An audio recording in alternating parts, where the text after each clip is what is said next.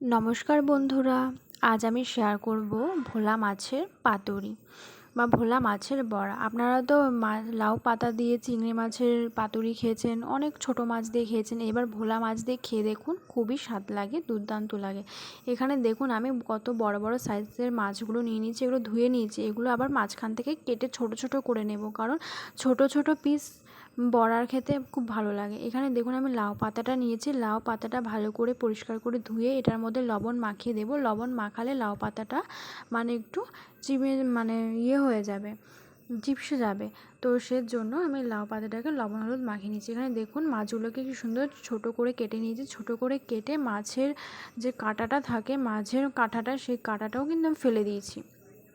অনেক সময় আছে বাচ্চারা কাঁটা বাছতে পারে না, তো ওরকমভাবেই করবেন।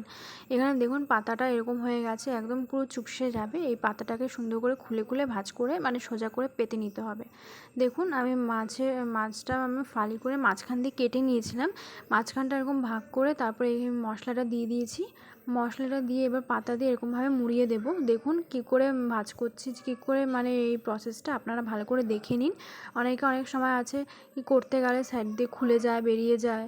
তো এরকমভাবে একদম একদম সহজ পদ্ধতি। দেখুন মাছটাকে মাঝখান দিয়ে কেটে নিচ্ছি। এখানে মশলাটা দিয়ে দিতে হবে। মশলাটা হচ্ছে পেঁয়াজ, লঙ্কা আর হচ্ছে এর মধ্যে একটু লবণও দিয়ে বাটা।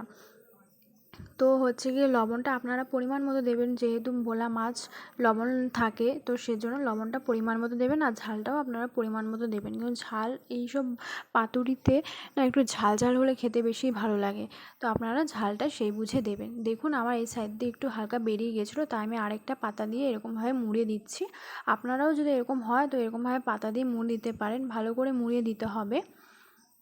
দেখুন আমি আরেকটা ভালো করে দেখিয়ে দিচ্ছি। এরকম মাছ নিয়েছি, তারপরে পাতাটা আবার মাছের উপর দিয়ে মশলাটা দিয়ে দিয়েছি। মশলাটা দিয়ে সুন্দর পাতাটা আবার উপর দিয়ে ভাঁজ করে দিচ্ছি, আবার সাইড দিয়ে ভাঁজ করছি, আবার এই সাইড দিয়ে ভাঁজ করে দিচ্ছি। একদম সহজ, কোনো ঝামেলা নেই।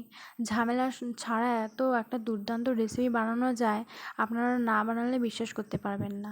ভোলা মাছ দিয়ে এইভাবে একবার করে দেখুন। ছোট ভোলা মাছ আপনারা চাইলে এখানে বড় সাইজেরও নিতে পারেন, কিন্তু ছোট সাইজগুলো ছোট ভোলা মাছগুলোই খেতে কিন্তু খুব ভালো লাগে। দেখুন আমি সবগুলো কিন্তু এরকমভাবে করে নিয়েছি, সবগুলো করে নিয়েছি। এবার কড়াইটা বসিয়ে দিয়েছি, কড়াইটা বসিয়ে এখানে আমি সর্ষের তেল দিয়েছি। সর্ষের তেল দিয়ে কিন্তু ভাজলে খেতে কিন্তু আরও বেশি ভালো লাগবে।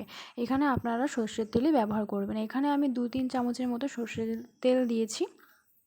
তেলটা গরম হয়ে আসলে, তেলটা কিন্তু খুব ভালো করে গরম করে নিতে হবে। তেলটা গরম হয়ে এসেছে, এবার আমি দিয়ে দেবো এক এক করে বড়াগুলো। দেখুন দিয়ে দিয়েছি সবগুলো।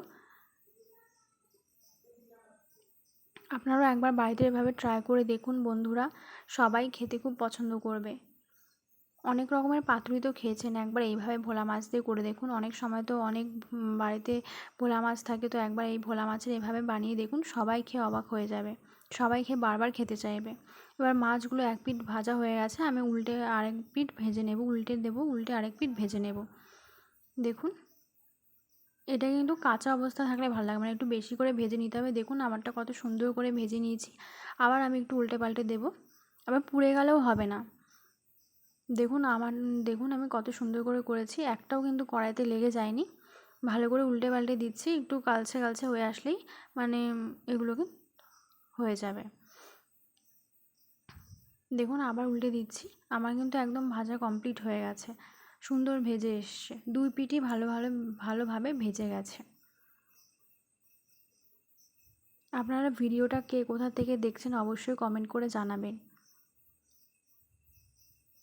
এই মাছের পাতুরি যদি একবার বাড়িতে করো, হাঁড়িতে এক কৌটো চাল একটু বেশি দিতে হবে, কারণ সবাই খেয়ে বারবার চাইবে। দেখুন আমি সবগুলো এভাবে করে নিয়েছি, দেখুন কত সুন্দর হয়েছে।